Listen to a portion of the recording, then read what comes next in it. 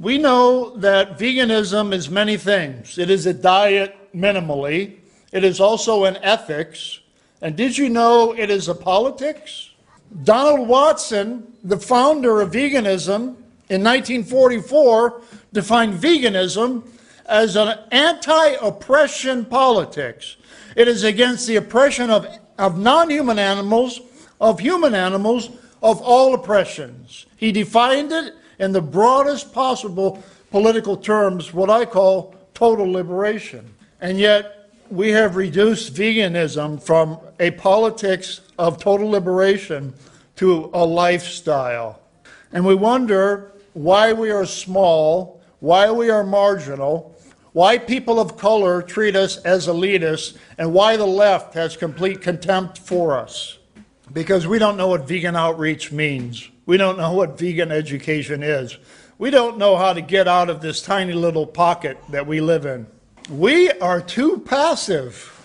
I often hear the term veganism is a boycott of evil products. To boycott is to abstain from doing harm. It is not action.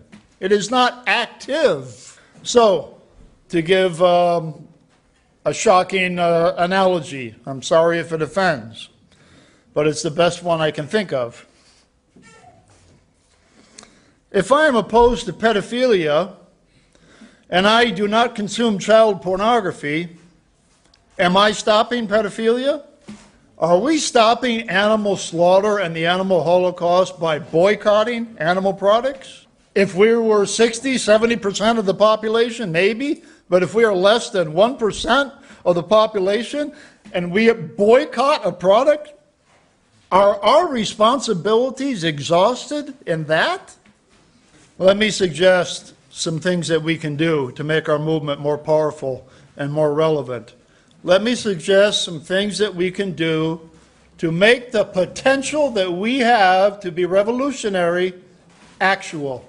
We continue to do vegan education. We continue to do vegan outreach. We get much more creative and much more inclusive.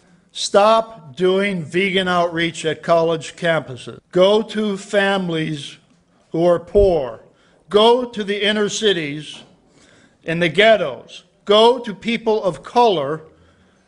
Get outside of your comfort zone and really do some outreach. Get out of the kitchen and into the streets. Stop baking cupcakes and make recipes for revolution. Am I being too radical now when I say veganism should be a social resistance movement?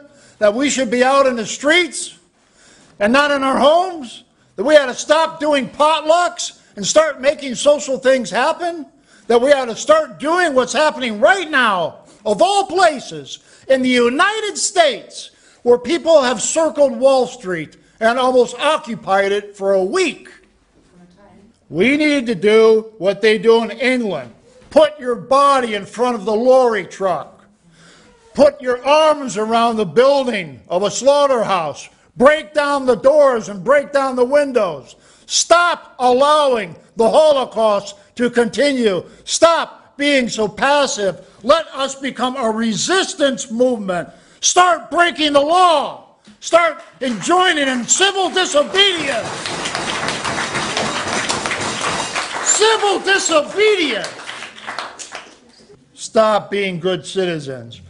Fuck the law. When the law is wrong, the right thing to do is break it.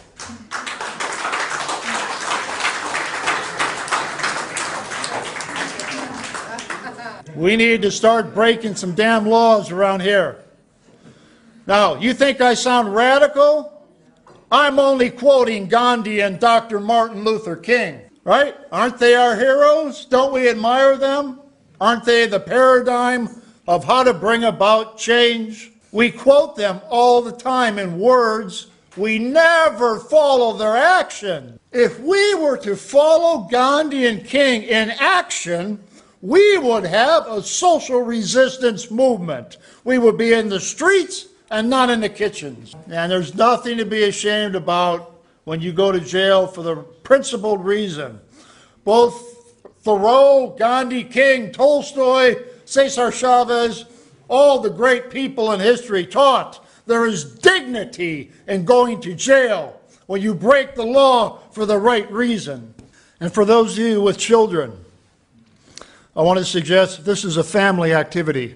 Because Martin Luther King said, and I quote, "We will fill the jails with singing children." We pretend like we can leaflet the Holocaust out of existence, we can educate fascists into humanity, and that we have an infinite amount of time to change the world. But the scientists, and I listen to science, I don't listen to vegans, I listen to science, the world consensus, the best facts we have, I study them every day. The scientists say we have finite conditions. We assume an infinite model of change as if we live in the 6th century BC. We live in the 21st century. The scientists say we have a very small window of opportunity. We have a very small window of opportunity to avert catastrophe and what is called the tipping point. After the tipping point, it is too late to stop runaway climate change, runaway species extinction. So we got to get a grip on reality, because unless we know the enemy we're fighting, we can't fight effectively. So we need to initiate dialogue, we need to hold out a hand, we need to build bridges with other movements. There is our power, there is our numbers, there is our diversity. And above all, we need to face facts. We need to get out of our vegan bubble. Look at what the banking industry is doing. Look at the IMF. Look at the World Bank. Look at what's happening in the Southern Hemisphere. Pay attention to what corporations are government and governments are doing. Pay attention to science and to ecological facts. We don't want to see science like we don't want to see another animal movie featuring torture.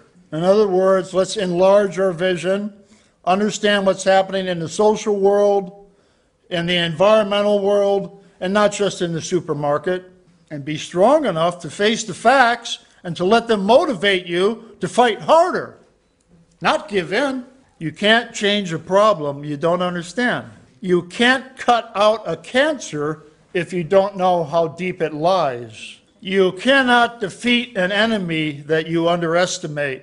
So, in conclusion, our challenge is to fight without illusions, but never to become disillusioned.